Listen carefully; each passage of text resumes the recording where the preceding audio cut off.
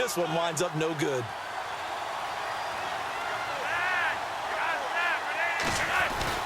First and 10 here for Flacco.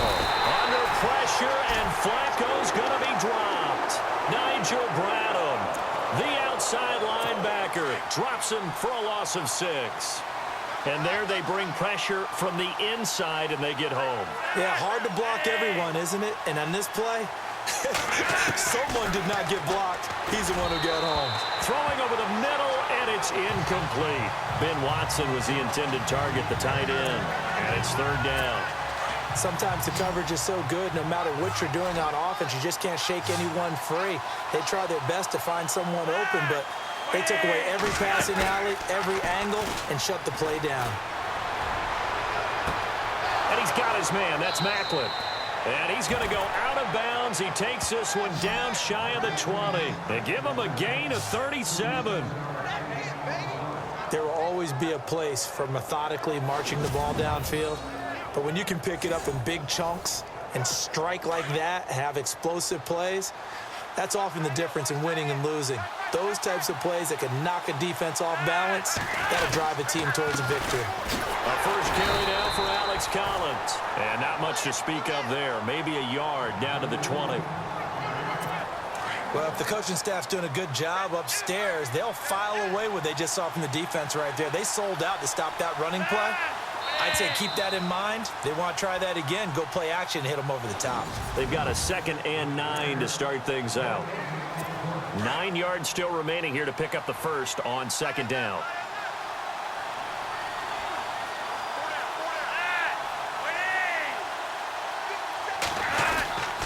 On 2nd down, Collins. And after the good gain last play, this time they say, as he's going to be stopped behind the line of scrimmage. So a ways to go here on 3rd and 10.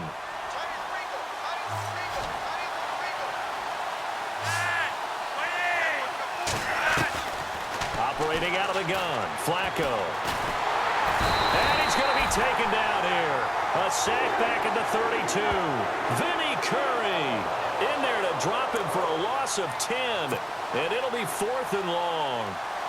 Great job defensively. I think he was trying to go through his progressions, find someone to get rid of the football. Before he knew it, he was on his back. So that just brings us right back to what you said in the beginning. A great job defensively. Nowhere to go with the football. That led to the sack. And Tucker's kick right there. It's good. And they take the lead here now at 10-7. So as it turns out, that sack does not wind up costing him, at least in terms of getting points. They get 3. Yeah, once you see your quarterback go down the backfield, you think, uh-oh. But fortunately for them, their kicker came to the rescue and made sure they got something out of that drive after all. And a nice return sets him up pretty good here at the 30-yard line. Alshon Jeffrey working his way back out there now to help lead this offense. They've got to find a way to get him more involved in this game plan. Down here in the 2nd quarter, he doesn't even have a catch. And don't think they're not hearing about it in the huddle and on the sidelines. And we often think of wide receivers at times being disruptive. It's just that they know their talents and they know the type of plays they can make, and they can make big ones. They want the ball to help their team. Yeah, you got to think he's going to want the ball more. 1 target, no catches. They'll look to throw. And they get him down, but not before he takes it across the 40-yard line. It's a gain of 11 yards that time, and it produces a new set of downs. Such a valuable commodity to have a tight end who can run and get open. How about what he just did there? Worked his way from right to left across the field and found his way free. Hurts over the middle. And he'll get it out a couple yards shy of midfield at the 48. A gain of 6 there on first. That throw has to be a quarterback's dream, doesn't it? Big tight end, curling in the middle of the field, so it's great sight lines for him. And when they show their numbers back to the quarterback, when they sit down right there, that should be pitch and catch. They'll set up to throw. And no escaping this time as he'll go down. They got him for a sack. And here the pressure from the outside linebacking spot. And normally when that happens and they're able to get home, that means the other guys on his team helped him out a lot. That they occupied people to allow it to be no less than a one-on-one situation allows him to get home. Caught the tight end, Ertz. And he's taken down, but not before he gets this into enemy territory across the 40. The 21 yards there as they convert on third.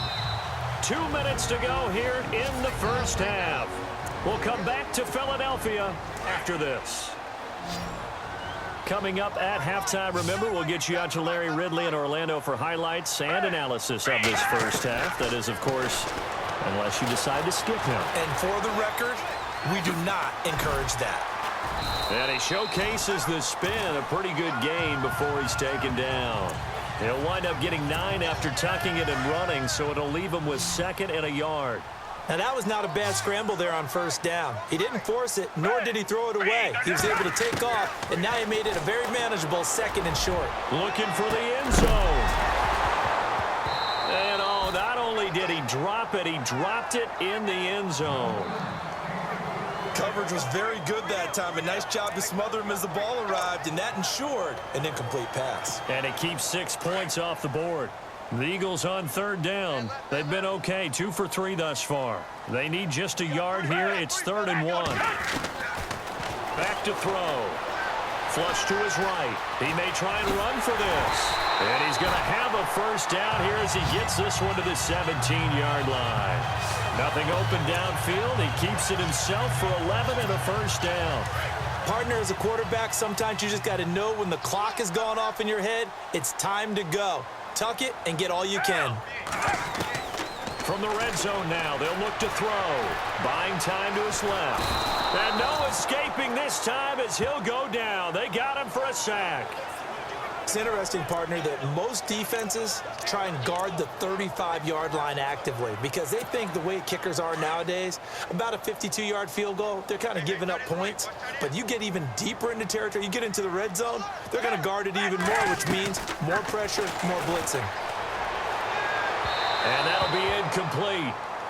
We do have a penalty flag down, however. Let's see what that's about. Pass interference, defense. So the pass incomplete in the end zone, but contact and pass interference. And now where does the ball get placed? At the 1-yard line. 1-yard line. They gave up excellent real estate on that one. That's going to work really, really well for the guys who threw it. They'll try to run with a J. And the reinforcements come in as they're going to stop him behind the line. It's a loss of a yard there, and now 2nd down. Got to give a lot of credit to the defensive front there. They held their ground, pretty much stoned them on that play, and ended up creating a lost yardage play. Yeah, drop them from the 1 back to the 2. Out of the gun, they'll look to throw. Dancing to his left. And that's going to be incomplete. 12 seconds left. Nelson Aguilar, the intended receiver, and it's 3rd and short. I know every offense wants to start their snaps closer to the goal line, but it's actually harder to throw the ball in those situations. You throw into that tight coverage, you see what happens. Hard to get the ball in there. Not enough space there. Lucky maybe that it wasn't intercepted. Now Foles.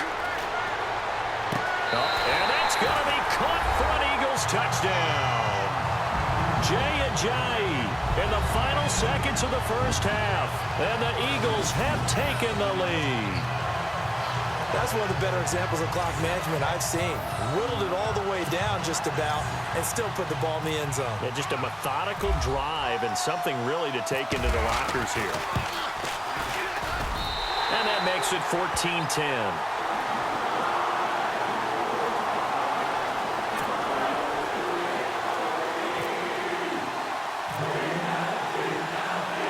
Elliott now to kick this one away. This fielded a few yards into the end zone. And not wanting to risk anything here late in the half, he'll just take a knee and they'll bring the football out to the 25.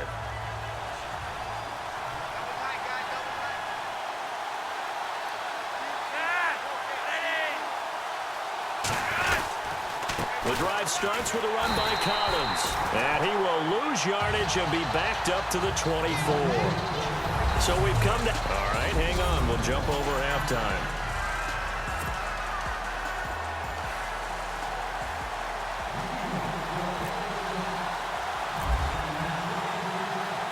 So both teams have their marching orders, and we'll get going again here in quarter number 3. This is fielded a couple yards deep. And the decision to bring it out is going to cost him about 7 yards all told as he's taken down back. Out come the Ravens now. They'll go on offense first here in this third quarter. They're close game, but they're going to need to do a little bit better probably here in half 2, no? I would agree with that totally. I would guess it in the locker room. And he fires one that's intercepted.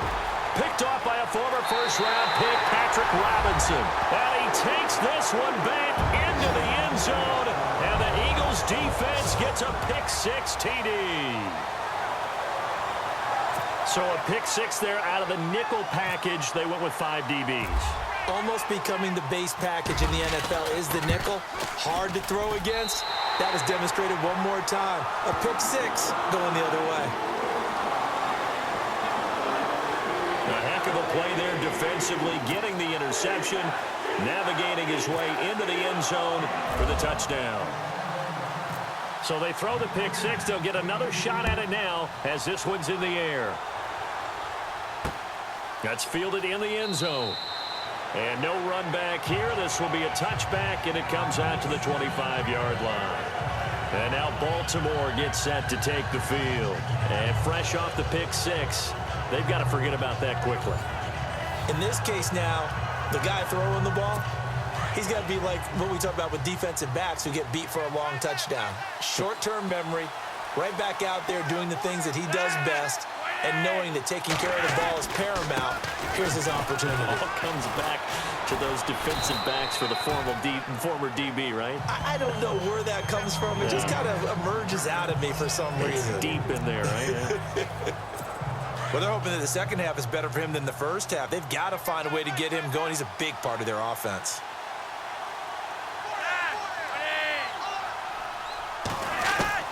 On second down, Flacco to throw. Finds his man, Watson, over the middle. And he gets this one just shy of the 40. They'll mark him down at the 39. 10 yards there, good enough for a Raven first down. Many different ways to create space, but on that play, he did it with that big, wide body of his. Didn't get a whole lot of yardage on the play, but it did what it was supposed to. Pick up a first down.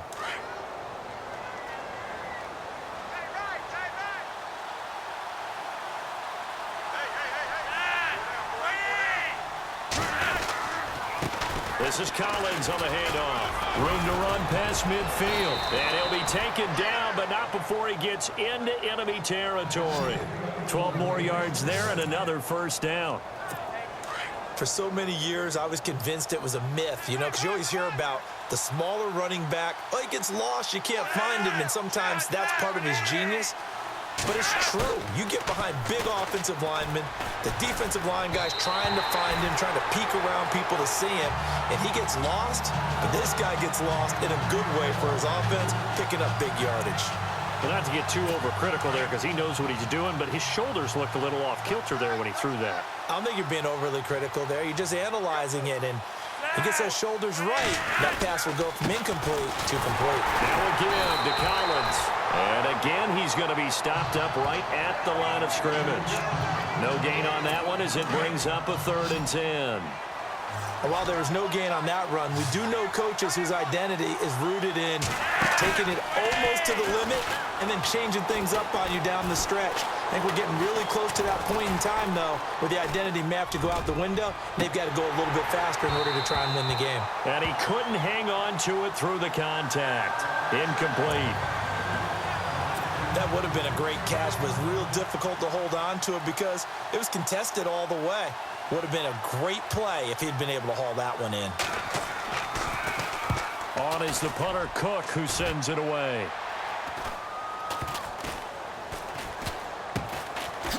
What a spin. And a second spin. There he goes again. A second spin. Turning and turning. It's a foot race. He's at the 30, 10. Touchdown, Philadelphia. Kenyon Barner, 96 yards. And the Eagles add 6 to their lead.